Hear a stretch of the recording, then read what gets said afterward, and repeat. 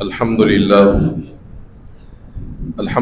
رب العالمین والعاقبۃ للمتقین والصلاة والسلام علی سید الانبیاء والمرسلین نبینا محمد وعلی آلہ واصحابہ اجمعین، اما بعد۔ اعوذ باللہ من الشیطان الرجیم، بسم اللہ الرحمن الرحیم۔ ان اللہ یحب الذین یقاتلون فی سبیلہ کأنہم بنیان مرصوص۔ ہم سب کے لیے یہ بڑی ہی خوشی کی بات ہے اور ہم سب کے لیے مبارک بھی ہے کہ اللہ تعالیٰ نے ہمیں ایک فتح عظیم اور فتح مبین عطا کی ہے، ورنہ کئی دہائیوں سے، کئی صدیوں سے مسلمان ہمیشہ مجروح اور زخمی ہوتے رہے، اللہ تعالیٰ کی راہ میں شہید بنتے چلے گئے۔ ہمارے سامنے عراق کا مسئلہ بھی ہے، عراق بھی بکھر گیا، ٹوٹ کا شکار ہوا۔ ہمارے سامنے ملک شام کی مثال ہے، وہاں بھی خانہ بدوشی ہے، اور ہمارے سامنے یمن بھی ہے، اور سب سے آخر میں غزہ، فلسطین۔ اس ملک کے حالات بھی ہمارے سامنے ہیں، ہم دیکھتے بھی ہیں، سنتے بھی ہیں۔ تو کئی دہائیوں سے یہ تکلیف، ایک مصیبت اور ایک پریشانی مسلمانوں پر مسلط تھی۔ اللہ تعالیٰ نے ان حالات میں مسلمانوں کو ایک خوشخبری کی نوید سنائی ہے کہ ہمارا جو پڑوسی ملک ہے، کہ جس نے بزدلانہ مسلمانوں پر حملہ کیا، ان حدوں پر، جس میں حافظ قرآن بھی شہید ہوئے، بعض علماء بھی اس میں شہید ہوئے، اللہ رب العالمین نے مسلمانوں کو فتح سے ہمکنار کر کے ہم سب مسلمانوں کو، بلکہ دنیا میں جہاں بھی مسلمان بستا ہے، اللہ نے اسے خوشخبری اور ایک بشارت عطا کی ہے اور فتح عظیم عطا کی ہے۔ اور اس عظیم فتح پر اور اس عظیم بشارت کے ملنے پر ہم اللہ تعالیٰ کے ممنون ہیں، مشکور ہیں کہ اللہ تعالیٰ کا یہ ہم پر بڑا عظیم احسان ہے کہ اللہ تعالیٰ نے ہمیں یہ ایک تکلیف کے دوران ایک کرن اور ایک امید ہمیں دلائی ہے، اور مسلمانوں کو یہی بات سمجھائی گئی کہ جہاد کے ذریعے ہی انسان عزت اور بلندی حاصل کر سکتا ہے۔ امیر عمر کا قول ہے کہ نحن قوم اعزنا اللہ بالاسلام، ہم ایک ایسی قوم ہے کہ اللہ نے ہمیں عزت، ہمیں بلندی اسلام کی وجہ سے عطا کی ہے۔ تو ہماری اصل قوت ہمارا دین، ہمارا اسلام ہے۔ اس کے علاوہ جو دیگر قوتیں ہیں وہ ہماری اصل قوت نہیں ہے۔ قرآن نے کہا وَأَعِدُّوا لَهُم مَّا اسْتَطَعْتُم مِّن قُوَّةٍ، کہ جتنی تم میں طاقت ہے تم تیاری کر رکھو۔ لیکن جہاں دین کی باری آئی تو یا ایھا الذین آمنوا ادخلوا فی السلم کافۃ، اے ایمان والو اسلام میں مکمل کے مکمل داخل ہو جاؤ، سر سے لے کے پاؤں کے ناخن تک تمہارا دین، تمہارا اسلام مکمل ہونا چاہیے۔ تو ہماری اصل قوت وہ ہماری روحانی اور دینی قوت ہے، توحید کی قوت ہے، اللہ کے پیغمبر کی اتباع کی قوت ہے، قرآن سے محبت، اللہ کے پیغمبر سے محبت، یہ ہماری اصل اور بہترین قوت ہے۔ دنیا کا سب سے بدترین جو ازم اور مذہب ہے وہ ہندو ہے۔ ہندو ازم دنیا کا سب سے غلیظ اور سب سے بدترین ہے۔ آپ کو معلوم ہے کہ مشرکین مکہ وہ 360 کے پجاری تھے، قوم نوح، ود، سواع، یغوث، یعوق اور نصر کے پجاری تھے۔ لیکن ہندو کے جو خدا ہیں جن کو پوجتے ہیں ان کی تعداد لاکھوں میں بھی نہیں، کروڑوں کے اندر ہے۔ اس قدر یہ غلیظ اور گندا مذہب ہے۔ اگر آپ ان کا تمدن، ان کی تہذیب و ثقافت دیکھیں گے، وہ بھی دنیا کے سب سے گندی ترین تہذیب اور تمدن ہے۔ تو کسی بھی لحاظ سے یہ قوم محبت کے یا ان کے ساتھ کوئی حوصلہ افزائی کی جائے، کسی لحاظ سے اس کے حقدار نہیں ہے یہ۔ اور اس قوم سے جہاد اللہ کے پیغمبر نے بڑی عظیم خبر دی ہے اور ہمیں بشارت دی ہے۔ اللہ کے نبی کا فرمان ہے کہ عصابتان من امتی احرزهم اللہ من النار، فرمایا کہ میری امت کی دو جماعتیں ایسی ہیں کہ جنہیں اللہ نے جہنم سے بچا لیا ہے۔ یہ احرزہما جو ہے یہ صیغہ ماضی کے ساتھ ہے. اللہ نے پہلے یہ طے کر دیا ہے کہ دو جماعتیں ایسی ہیں کہ جن پر العالمین نے جہنم کی آگ کو حرام کر دیا ہے. عصابۃ تغزو الہند وعصابۃ مع عیسی ابن مریم. فرمایا کہ ایک جماعت وہ ہے جو ہندوستان کے خلاف جہاد کرے گی، ہندوازم کے خلاف جہاد کرے گی، اور دوسری جو جماعت ہے فرمایا کہ عیسیٰ کے ساتھ مل کر دجال کے خلاف جہاد کرے گی. ان دونوں جماعتوں کے بارے میں اللہ کے پیغمبر نے یہ خوشخبری دی ہے کہ انہیں العالمین نے جہنم کی آگ سے بچا لیا ہے.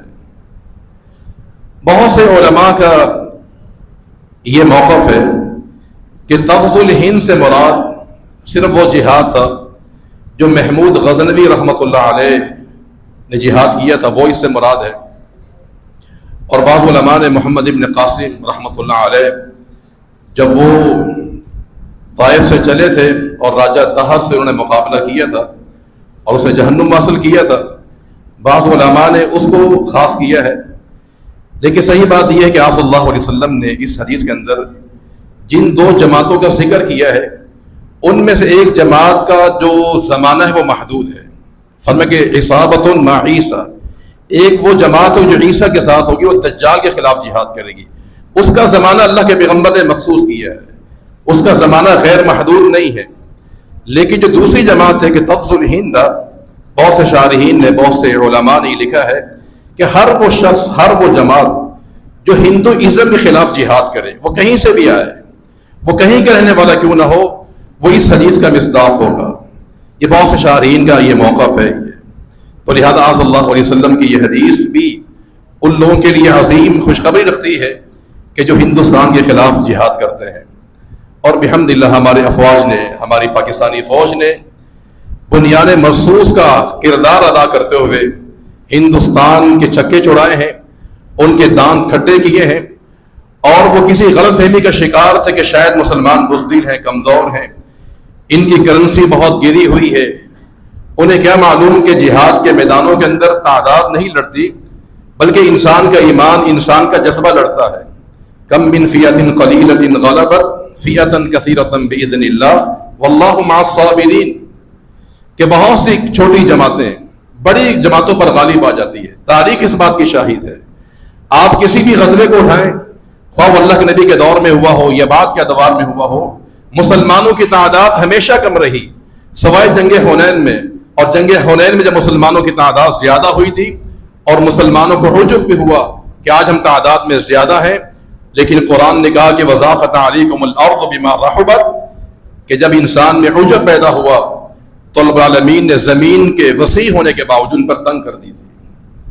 تو جہاد کے میدانوں کے اندر انسان کا ایمان، انسان کا جذبہ، اور سب سے بڑھ کے ہماری جو سب سے بڑی قوت ہے ہماری توحید، وہ جہاد کے میدان میں کام آتی ہے. اس کی بہت سی مثالیں موجود ہیں. امیر عمر کے دور کے اندر آپ نے ایک جہادی قافلہ روانہ کیا. جب وہ فتح سے ہمکنار ہو کے واپس لوٹے تو آپ نے سوال کیا کہ تم نے جہاد کب شروع کیا اور کب اختتام ہوا؟ جو کمانڈر تھا اس نے جواب دیا کہ ہم نے جہاد کا آغاز کیا صبح، وہی قرآن کی آیت کے مطابق کہ والعادیات ضبحا فالموریات قدحا، جو انداز ہماری افواج نے اختیار کیا اسی انداز سے اس قافلے نے حملہ کیا تھا. کہا اختتام کب ہوا؟ کہا کہ سورج غروب ہونے والا تھا تب اختتام ہوا. یعنی 24 گھنٹے سے پہلے جو ہے مسلمانوں نے وہ میدان مار لیا تھا، حالانکہ چند گھنٹوں پر وہ لڑائی مشتمل تھی. امیر عمر نے کہا کہ ہم اللہ کے نبی کے دور کے اندر ہمارا جہاد، ہماری لڑائی اتنی طویل نہیں ہوتی تھی، بہت جلد ہم فتح حاصل کر لیتے تھے. حالانکہ صحابہ کی تعداد تو زیادہ نہیں ہوتی تھی، لیکن پیچھے کیا ہے، توحید کی قوت موجود ہوا کرتی تھی. اور یہی امیر عمر ہے رضی اللہ تعالیٰ عنہ، جب اپنے دور خلافت میں کسی قافلے کو روانہ کرتے جہاد کے لیے تو آپ فرمایا کرتے کہ تم رات ٹھہر جاؤ، رات کو میں اللہ سے دعا کروں گا. یہ کمانڈر ہے میرے بھائیو، یہ امیر المؤمنین ہے عمر رضی اللہ تعالیٰ عنہ. جہادی قافلہ تیار ہے، سارے اسباب موجود ہیں، لیکن اصل جو قوت ہے انسان کی وہ تعلق باللہ ہے، دعا ہے، توحید ہے، ایمان ہے، وہ باقی تھا. عمر رضی اللہ تعالی عنہ رات پر اللہ سے دعائیں کرتے مسلمانوں کی فتوحات کے لیے، کامیابی کے لیے. اور بعض اوقات ایسا بھی ہوتا کہ جب صبح ہو جاتی تو قافلہ منتظر ہوتا کہ آپ کی اجازت ملے ہم روانہ ہو جائیں. امیر عمر کہتے ایک دن اور ٹھہر جاؤ، ابھی اطمینان مجھے حاصل نہیں ہوا. ایک رات اور پھر آپ اللہ سے دعائیں کرتے مسلمانوں کی فتح کے لیے، ان کی کامیابی کے لیے. مانا کہ اس دور میں، صحابہ کرام کے دور میں اور آج تک جو ہے مسلمانوں کی جو پیچھے قوت ہے وہ توحید اور ایمان کی قوت ہے. اس کے بغیر انسان کبھی کامیاب نہیں ہو سکتا ہے. ورنہ آپ دیکھیں ہندوستان کتنا بڑا ملک ہے، اس کے صوبے ہم سے زیادہ ہے، ان کی عسکری قوت ہم سے زیادہ ہے، ان کی کرنسی ہم سے زیادہ مہنگی کرنسی ہے، لیکن چند گھنٹوں کے اندر اللہ تعالیٰ نے مسلمانوں کو فتح سے ہمکنار کیا ہے. بنیاد کیا ہے؟ پاکستان کا مطلب کیا ہے؟ لا الہ الا اللہ. قرآن نے طالوت کا واقعہ ذکر کیا ہے. طالوت اور جالوت دونوں وقت کے بادشاہ تھے. جالوت ظالم تھا، جابر تھا. قرآن نے کہا کہ قوم بنی اسرائیل نے اپنے نبی سے کہا کہ ابعث لنا مالکا نقاتل فی سبیل اللہ، ہمیں ایک بادشاہ چاہیے کہ جس کی معیت میں ہم جہاد کر سکیں. یہ جہاد کس بنیاد پر تھا؟ یہ اپنے وطن کے دفاع کے لیے تھا. ارض مقدسہ میں، ارض فلسطین میں قوم عمالقہ جا کے آباد ہو گئی تھی. حضرت موسیٰ کے جانے کے بعد قوم عمالقہ وہاں پر آباد ہوئی. اس وقت جو پیغمبر شمویل ان کا نام تھا. ابھی قوم بڑی پریشان ہے، اپنے نبی سے درخواست کی کہ آپ اللہ سے دعا کریں کہ ہمارے ایک بادشاہ مقرر کریں کہ نقاتل فی سبیل اللہ، کہ ہم اپنے وطن کا دفاع کریں. یہ بھی فی سبیل اللہ ہے. بعض لوگ کہتے ہیں کہ یہ جنگ وطنیت کی جنگ تھی. میرے بھائیو، ایسا وطن جس کی بنیاد لا الہ الا اللہ پر ہو، بلکہ دنیا میں یہ واحد ایسا ملک ہے، دنیا میں یہ واحد ایسا ملک ہے کہ آپ اس ملک کے چار دیواری کے اندر جب چاہیں جہاں چاہیں جو ہے اپنی توحید کی دعوت بیان کر سکتے ہیں. اور ممالک ہیں لیکن ان کے ہاں اصول و ضوابط ہیں، آپ ہر جگہ یہ بات بیان نہیں کر سکتے ہیں. لیکن ہمارے ہاں پاکستان میں کہیں بھی آپ جائیں آپ توحید کی دعوت دے سکتے ہیں. اتنا یہ بہترین ملک ہمیں العالمین نے عطا کیا ہے. تو اس کے دفاع کے لیے جہاد یہ فی سبیل اللہ ہے. تو قوم بنی اسرائیل نے یہی کہا تھا کہ آپ ہمارے لیے ایک فرشتہ، ایک بادشاہ مقرر کریں کہ نقاتل فی سبیل اللہ، کہ ہم اللہ کے راہ میں جہاد کریں. وقد اخرجنا من دیارنا وابنائنا، ہمیں گھر سے بے گھر کر دیا گیا ہے، ہمیں ہمارے بیٹوں سے دور کر دیا گیا ہے، لہذا ہمیں جہاد کرنا پڑے گا.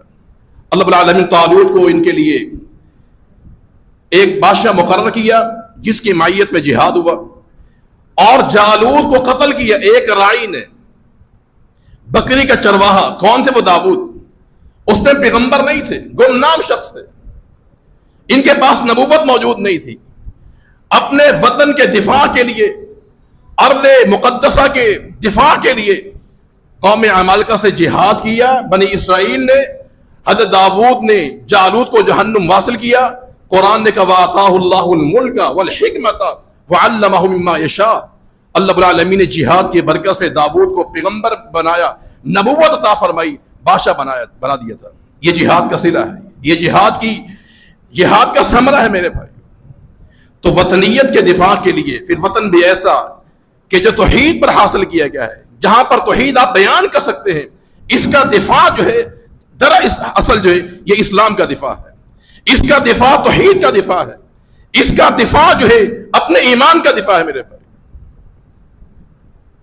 تو جہاد کے میدانوں کے اندر انسان کے جذبات، انسان کا ایمان مقابلہ کرتا ہے. اس کی اور بھی بہت سی مثالیں موجود ہیں. اللہ کے پیغمبر صلی اللہ علیہ وسلم جب مدینہ منورہ میں تھے، کفار نے مدینہ پہ حملہ کرنا چاہا تو سلمان فارسی رضی اللہ تعالی عنہ کی مشاورت پر خندق کھودی گئی تھی. کس لیے؟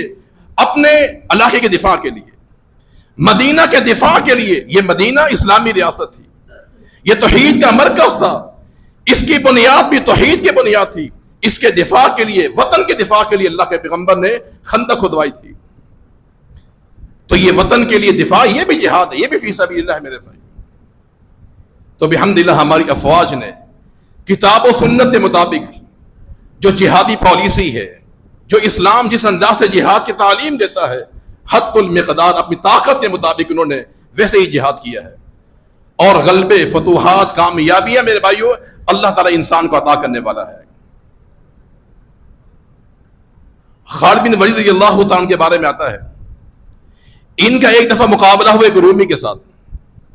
اب آپ ان کے مابین موازنہ کیجئے. آپ ایک طرف خالد بن ولید ہیں رضی اللہ تعالیٰ، نہیں صحابی، کمزور تھے بالکل، اور مد مقابل جو کمانڈر تھا وہ رومی کمانڈر تھا.